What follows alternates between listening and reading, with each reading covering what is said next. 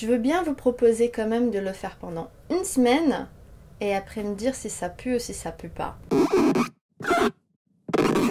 Le fil dentaire, il est important parce qu'il nettoie ce que la brosse à dents n'arrive pas à nettoyer. Si on ne l'utilise pas, ça forme des plaques dentaires. Les plaques dentaires, c'est toutes les nourritures et les sucres et les bactéries qui restent entre nos dents avec les protéines de notre propre salive qui font une sorte de pâte entre nos dents qui est très nocive pour notre santé. Ça peut amener des caries, ça peut causer des gingivites et la parodontite aussi. Et si on n'enlève pas avec le fil dentaire, ça se minéralise et ça devient du tartre. Il peut s'infiltrer dans notre gencive, qui c'est le grand danger, et ces bactéries peuvent rentrer dans nos artères. Et ça peut carrément causer des soucis au niveau du corps et même des accidents vasculaires au niveau du cerveau. Ce qui peut changer par rapport à une personne ou autre, c'est la rapidité avec laquelle le tartre et les plaques dentaires vont se former. Mais le fait que ça va se former, c'est éminent. Les caractéristiques d'incidence, ça peut être du fait si on fume ou si on ne fume pas. L'acidité de la salive aussi, ça peut accélérer ou pas la formation des plaques. Et même les habitudes personnelles comme le fait qu'on se brosse bien ou pas les dents, sont les types d'aliments qu'on consomme, si on boit beaucoup d'eau ou pas, etc., etc., etc. Ça peut incider dans la rapidité avec laquelle ça va arriver ou pas, mais c'est éminent pour tout le monde. Donc, comment s'en servir du fil dentaire ? Déjà, si vous ne le faites pas souvent et que ça fait longtemps que vous ne le faites pas, je vous conseille de prendre un grand bout de fil, même plus grand que celui-ci. C'est un conseil de mon dentiste, parce que si ça fait longtemps, ça veut dire qu'il en a des plaques, donc ça veut dire qu'il a de la bactérie, et ça veut dire même que probablement vous avez des gingivites quelque part dans la bouche. La gingivite là, et des bactéries là, vous passez le fil. Après, vous ne voulez pas prendre ces mêmes bactéries d'une partie du dent et de la mettre ailleurs. Donc, ce qu'il va falloir faire, c'est prendre un long bout de fil dentaire, faire comme ça avec votre doigt pour bien le tenir, voilà.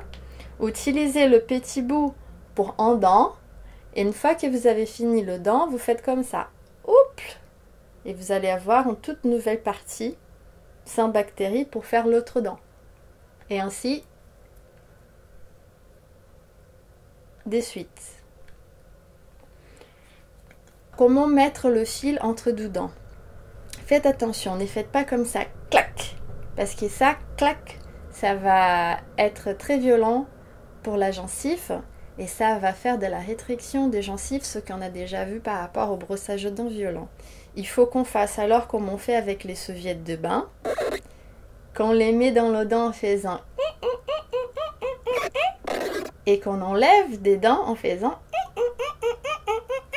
pour avoir le contrôle et faire tout toujours très suavement. Alors, le fil dentaire. Après le brossage des dents ou avant le brossage des dents.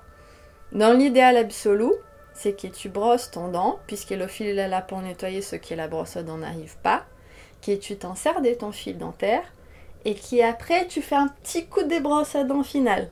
Après, si tu n'as pas de gingivite, si ta gencive elle ne signe pas, que tu n'as pas mangé du maïs et des mangues et des trucs avec tu vas volumineux qui vont être perdus dans ta bouche après que tu t'en sers du fil dentaire, j'imagine que tu peux aussi tout simplement prendre un verre d'eau et faire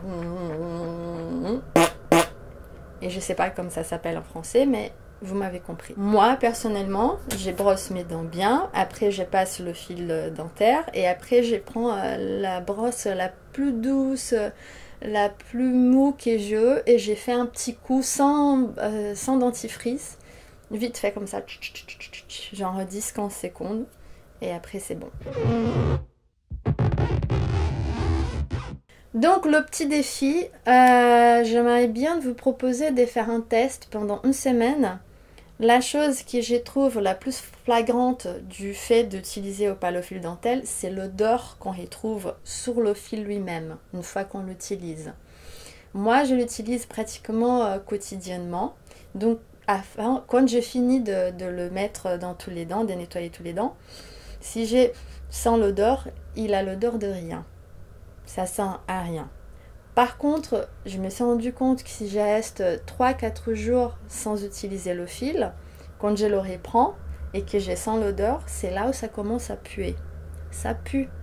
Donc j'imagine ce que ça doit faire dans les dents de quelqu'un qui a passé 1 mois sans le faire, 2 mois, 3 mois, ou qui l'a peut-être jamais fait de sa vie. Donc ce que je vous propose, c'est cette expérience d'odeur.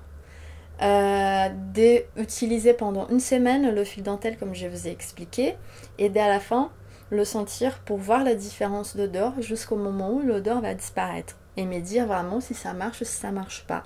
Par contre attention, les gens qui ont peut-être de la gingivite, quand vous allez faire ça les premiers jours, ça va saigner. Donc, ne comptez pas pendant que ça saigne. Commencez à compter la semaine à partir du moment que votre gencive elle est saine. Je vous conseille aussi, là où ça va saigner au départ, de prendre une petite brosse aux dents la plus mou et douce que vous avez et faites des mouvements circulaires en tirant la gencive envers le bas, la gencive qui est en train de saigner, pour enlever ce sang, parce qu'en fait il faut saigner, il faut que ce sang il sort, mais il ne faut pas le faire violemment parce que ça va se faire tout naturellement. D'accord, c'est des bactéries, il faut que ça s'en aille. Et si vous faites tout ça et que ça continue à saigner, là c'est le cas d'aller voir votre dentiste.